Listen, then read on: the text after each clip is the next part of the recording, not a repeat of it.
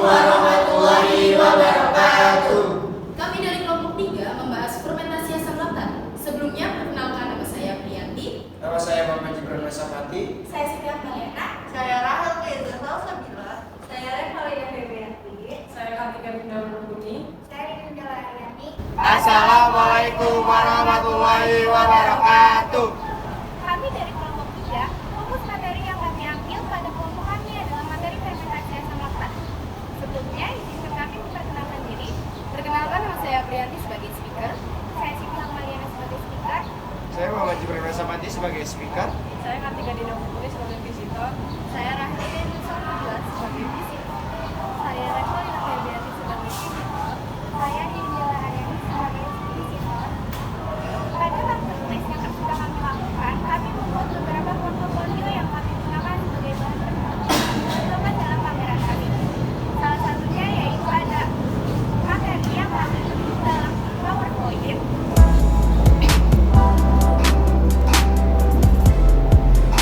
Dan juga ada skema durasi fermentasi asam laktat yang kami buat menggunakan karbon dan juga styrofoam.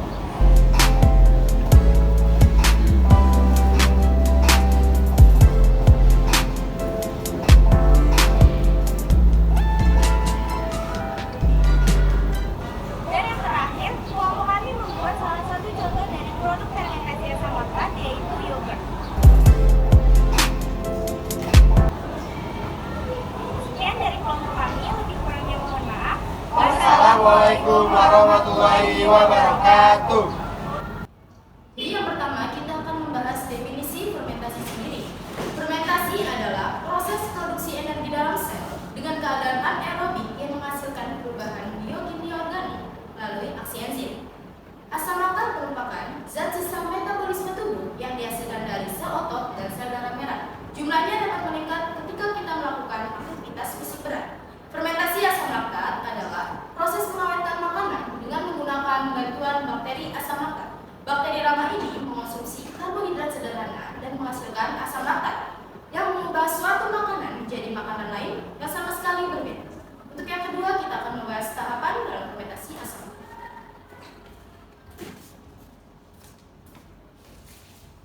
Reaksi fermentasi asam laktat. Tahap pertama di sini ada glikolisis, mengubah glukosa menjadi 2 pirufat dan menghasilkan 2 ATP dari 2 ADP plus 2 fosfat dan menghasilkan 2 NADH dari 2 NAD+. Nah, 2 pirufat dari glikolisis ini dikonversi menjadi asam laktat dan terjadi regenerasi 2 NAD+ dari 2 NADH. Nah, di proses itu terjadi dehidrogenase asam laktat. Jadi untuk tahapan fermentasi asam laktat, yang pertama adalah glikolisis. Dalam glikolisis, glukosa atau gula dipecah menjadi 2 molekul pirufat menghasilkan ATP dan NADH. Untuk yang kedua itu konversi pirufat. Pirufat yang dihasilkan dari glikolisis diubah menjadi asam laktat. Yang ketiga ada regenerasi NAD+. Jadi NAD+ diperlukan untuk menjaga glikolisis supaya berjalan dengan baik. Dan yang terakhir ada menghasilkan produk. Produk dari fermentasi asam laktat adalah asam laktat itu sendiri. Fermentasi asam laktat terjadi pada bakteri atau protista lain yang hidup dalam perut hewan, makanan kaleng, dan juga sel otot pada manusia. Selanjutnya, organisme yang digunakan dalam fermentasi asam laktat. Proses fermentasi asam laktat menggunakan bakteri penghasil asam laktat. Contohnya yaitu bakteri Lactobacillus. Ada Lactobacillus plantarum, Lactobacillus casei, Lactobacillus paracasei, dan Lactobacillus rhamnosus, serta beberapa jenis ragi yang bisa menghasilkan asam laktat. Bakteri asam laktat ini merupakan bakteri anaerobik atau hidup tanpa oksigen. Bakteri baik ini akan melawan bakteri jahat penyebab makanan membusuk.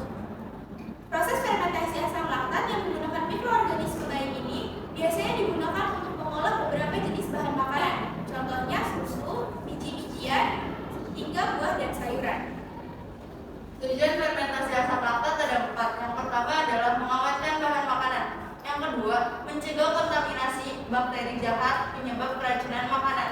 Yang ketiga, membantu mencegah pembusukan makanan dan memperpanjang daya tahan makanan. Yang keempat ada mengurangi pemborosan makanan dan limbah makanan.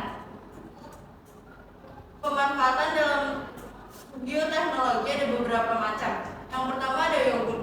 Yogurt adalah susu yang difermentasi oleh bakteri asam laktat. Yang kedua adalah kimchi. Kimchi adalah sayuran yang difermentasi oleh bakteri Lactobacillus kimchi. Yang ketiga ada tempe. Tempe adalah makanan hasil fermentasi kacang kedelai oleh bakteri Lactobacillus plantarum dan jamur Rhizopus oligosphaerus. Yang keempat ada acar. Rasa asam pada acar timbul karena bakteri asam laktat yang tumbuh secara alami.